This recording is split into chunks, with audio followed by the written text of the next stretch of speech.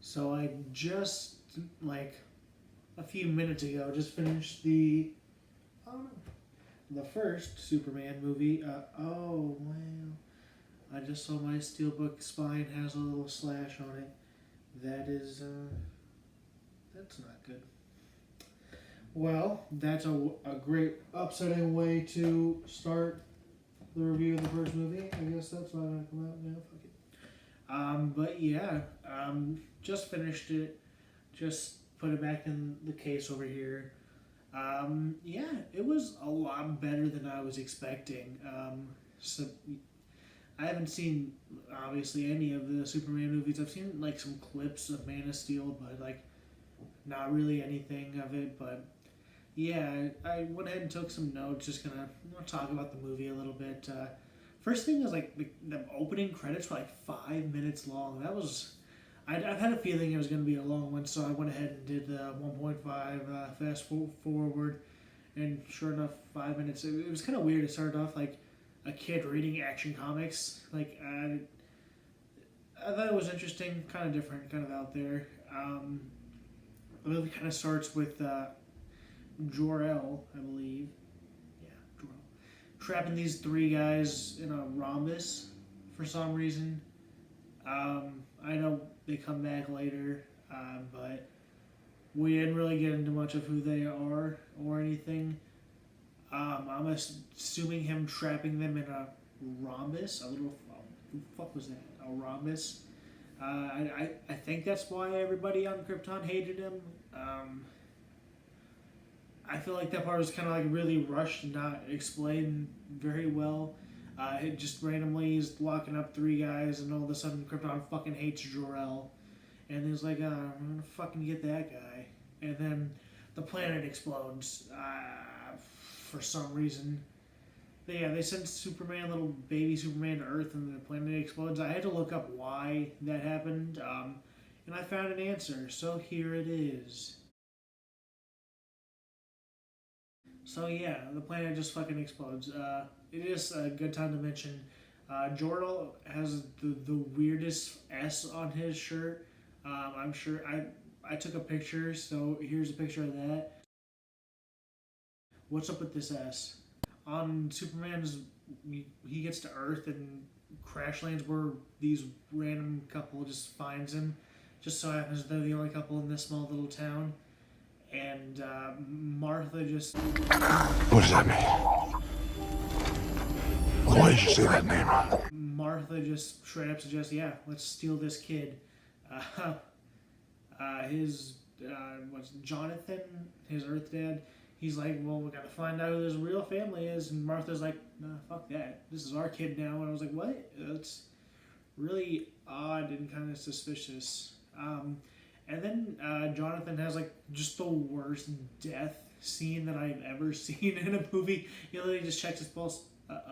Then fucking just leans over and dies. Oh, yes. Yeah, but it was around this time. I also remembered the TV cut that I had on Vudu. I didn't watch that, but I paused and looked up because remember how long is that cut? It is 188 minutes, so just over 3 hours for some reason.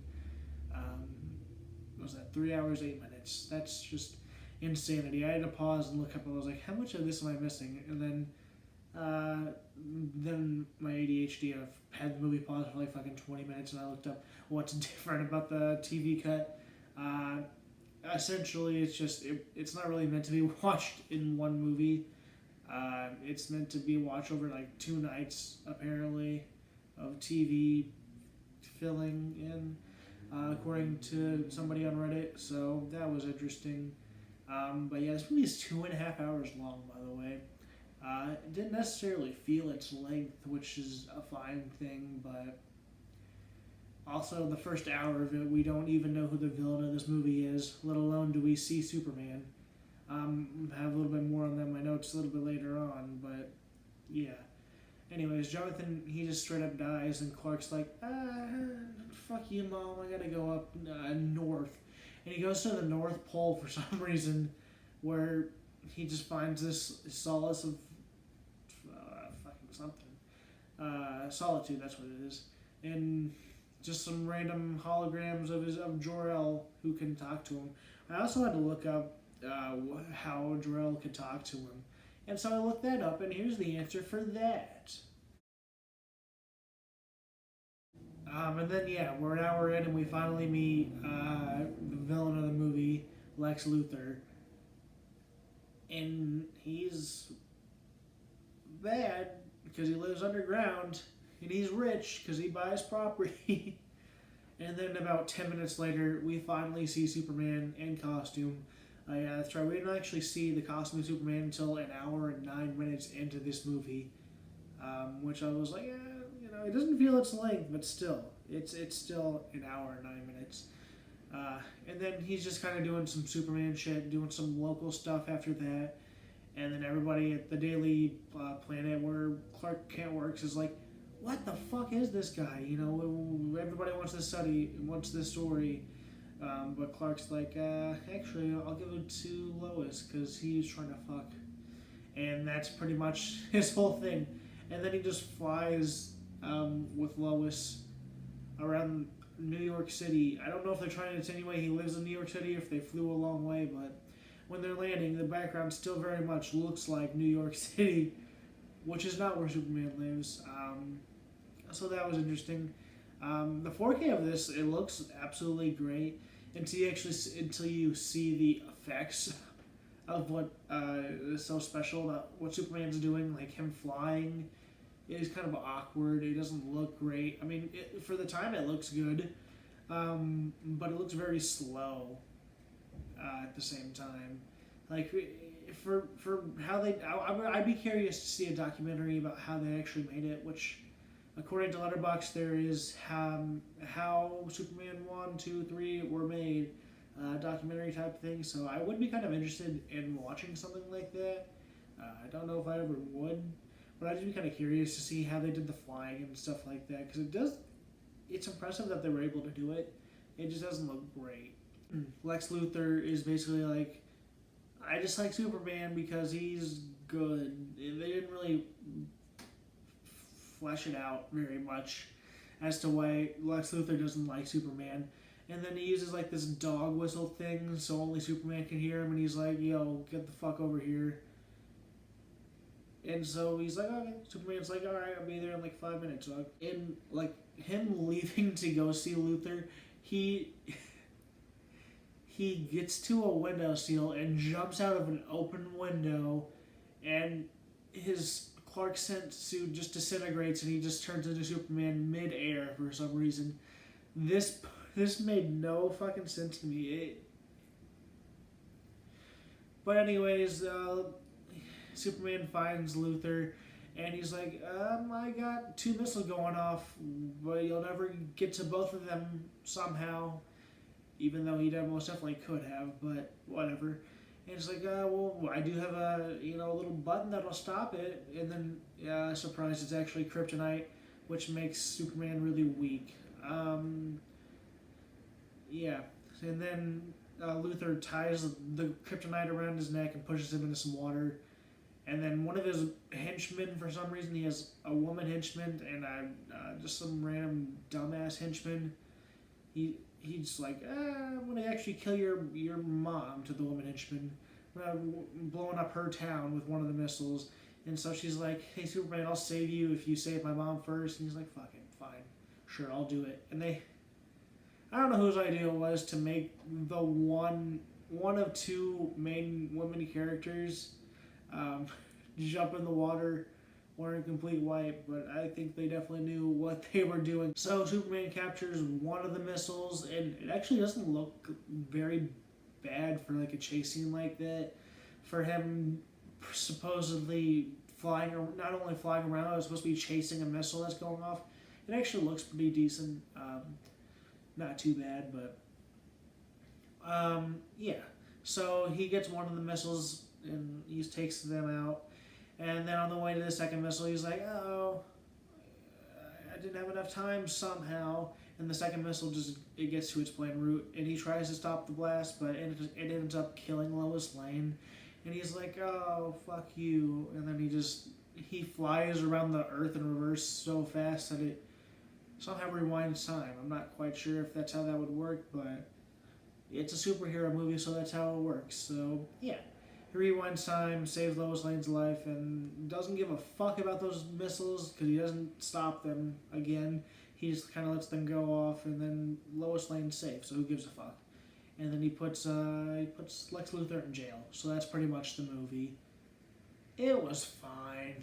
Here's my Letterboxd review. And if you took the time, pause, read that review.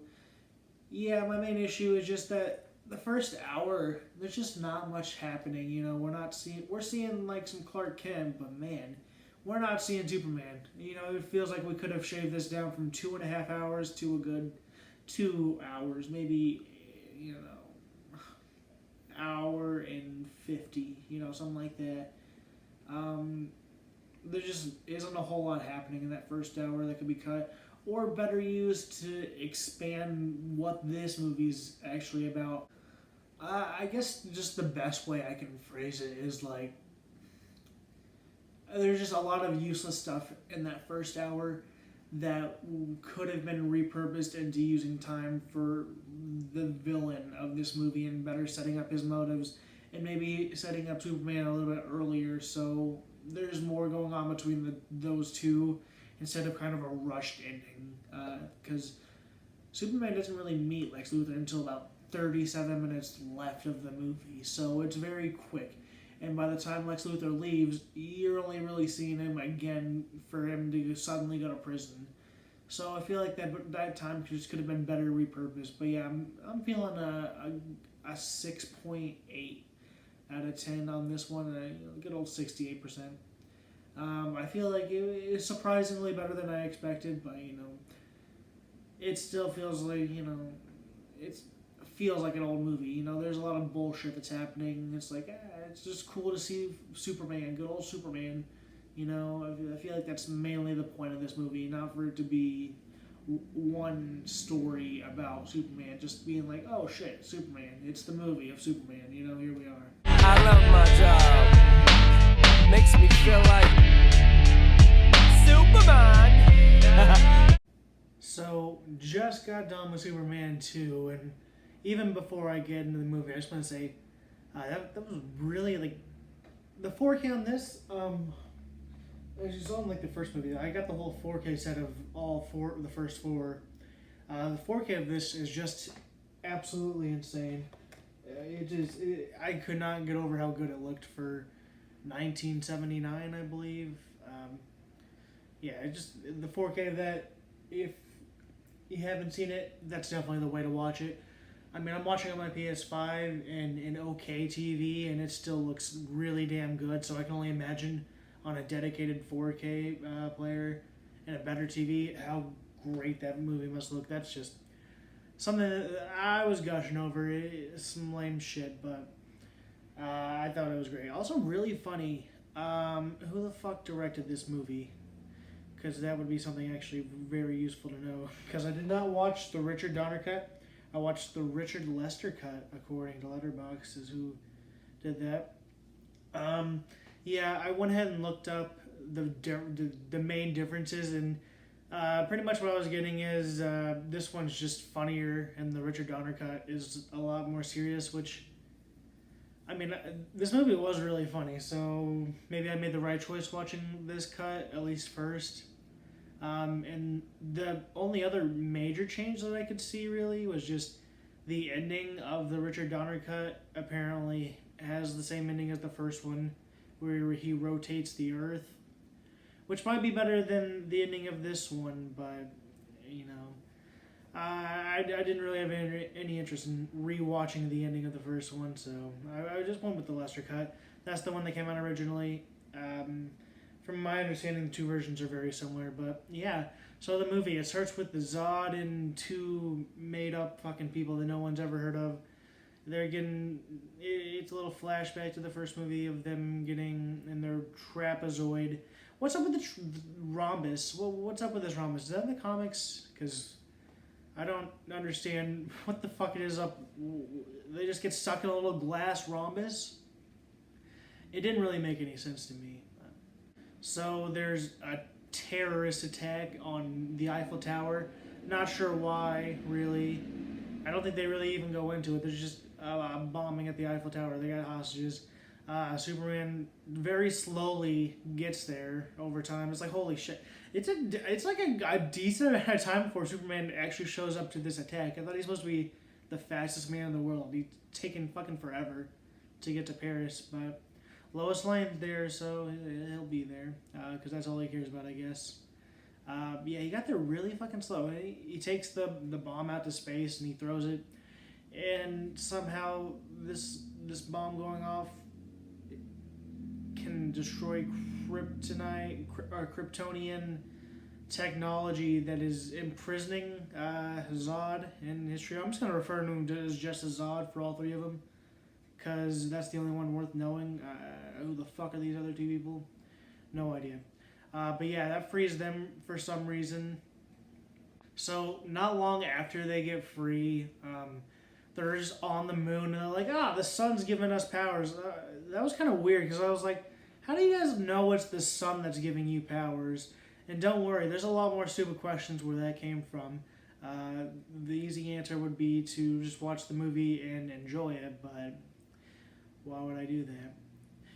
But Clark and Lois are on like a special report about this honeymoon place that I guess is scamming couples, so they're pretending to be married to get the scoop.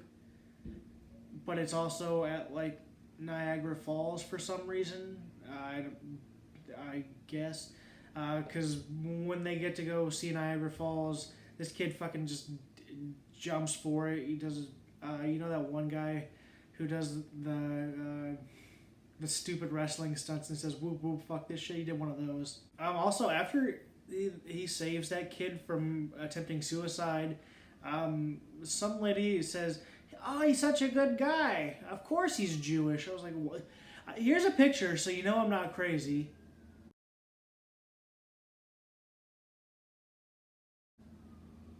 What was that about? I'm glad it's times like this that it makes me glad I watched with subtitles on, because I read that and I was like, what is happening now? What?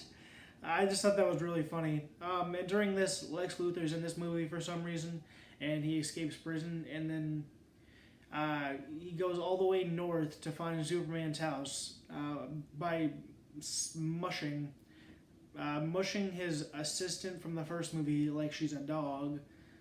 It took them only 2 days to get there, apparently, according to her last bathroom break. Yeah, Luthor really didn't need to be in this movie at all, especially with Zod and his trio. Luthor just feels kind of crammed in there, that he's only really useful towards the end. Didn't really feel like we needed as many scenes with him. Really could have been. This scene is important later, but I feel like they could have also gotten the same results of this movie without Luthor at all, with just some rewrites and even less time. But I get they probably just wanted him to come back so he has something to do. I did look on the letterbox and saw he's in 3 and 4, so I was like, oh, cool. It looks like most of the cast of the main 3, Lois Lane, Superman, and him, are in all 4 of them, which I like that at least. Interested to see how that's going to go on a little bit later movies where it probably won't be as good. So Lois basically is like, yeah, you're fucking Superman. I know it now.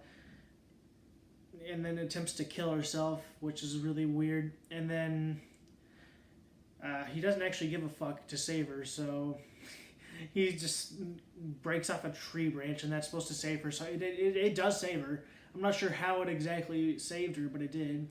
And off that for fucking nothing, because he falls and hits his hand in a fire. And she's like, oh, you weren't burned at all. You are Superman.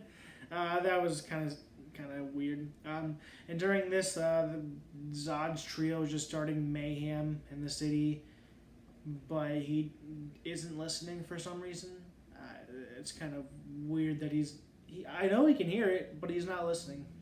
He's just fucking around with Lois Lane for a good chunk of this movie, actually. I don't know what the fuck that was about. There's also a scene where the president, they're in like the Oval Office or whatever, and one of the people who was there is like, why isn't Superman doing anything? And I don't know what's more annoying, that kind of aspect in a storyline where like, why isn't he helping, or a little bit on the different side where it's like, we don't need his help when you obviously do. You know, I feel like both of those situations are kind of fucking annoying. But yeah, this next one I'm gonna read directly my notes because I went on a little bit of a rant here. It's basically Superman using the crystal to talk to his parents, and he's like, I want to marry Lois Lane because she loves me because I'm Superman. And then Martha's all... No, wait, not Martha, fuck. His mom from Krypton, I don't know her name, but that's not important. She's like, well, if you want to get with her, then you gotta give her the powers. And this just confused the shit out of me, and I'm gonna read my notes about all the questions that came up. In order to marry Lois, he has to give up his powers. Who wrote this? Also, she loves Superman, not Clark Kent. Yeah, that was something that like happens immediately after the movie too. She loves fucking Superman, not Clark Kent. Why the fuck would you give up your powers? And more importantly, why do you have to give up your powers? Is somebody just making you like, you can't be a Superman? No, you can't. You can't have premarital sex and be Superman. It's just not how it works. Unless it's like one of those things where like he's just so strong that he would crush her from doing that. It was really fucking... It didn't make any sense. But yeah, he steps in the machine and loses fucking powers. And then, yeah, wouldn't they be trapped in the north? This is still my notes from this one scene. Wouldn't they be trapped north in the fucking Fortress of Solitude because they can't fly? Are they gonna fucking walk 2 days like Luther did? Like, what? It's also around this point where I kind of noticed... There's a little bit of similarity between this and something like Spider-Man 2, I feel like. Those movies are kind of similar. With the giving up the powers, and then a little bit later on when Superman fights Zod's trio, it's kind of like towards the end where New York is like, hey, we're New York, fuck 9/11 and fuck you, Doc Ock. You know, you remember that? I remember that. It kind of gets like that towards the end, except Superman is like, fuck you guys, I'm actually leaving and retreating. Yeah, but the rest of the movie is pretty much just Superman fighting Zod and the trio. Lex is helping them. I honestly forgot he was in the movie because we hadn't seen him for like an hour before he finally comes back. That's why I'm thinking he's pretty much didn't need to be there. They were just filming the first movie and this one kind of back to back, so I can only assume the reason he was in it. But yeah, he's just kind of fighting Zod and the trio, and then he tricks Luthor into putting him into the box that took away his powers originally, but he has it set to reverse, so everyone outside of the box loses their powers. And then he basically just fucks up the three of them, and then of Zod's trio, and kills them, ? I don't know, they just kind of fall into an endless abyss. I don't know what that was about. And he also doesn't take Lex back to jail. It's like they skipped over that entirely. And then we end it with Superman kissing Lois, and then she loses her memory. Holy shit, I just remembered something I have to go back to. During that fight with Zod's trio, Superman fucking grabs his emblem from his chest and just throws an S out at one of the fucking guys. What was that? This would have been a lot more shocking if I hadn't seen the Family Guy clip. What the fuck is that? Why is that? Anyway, Superman kisses Lois and then she just forgets. They don't really explain it. I'm glad I had the pre-knowledge of that before watching this movie, because I would have been so fucking confused. Were kids in the 80s not confused about what the fuck happened at that ending?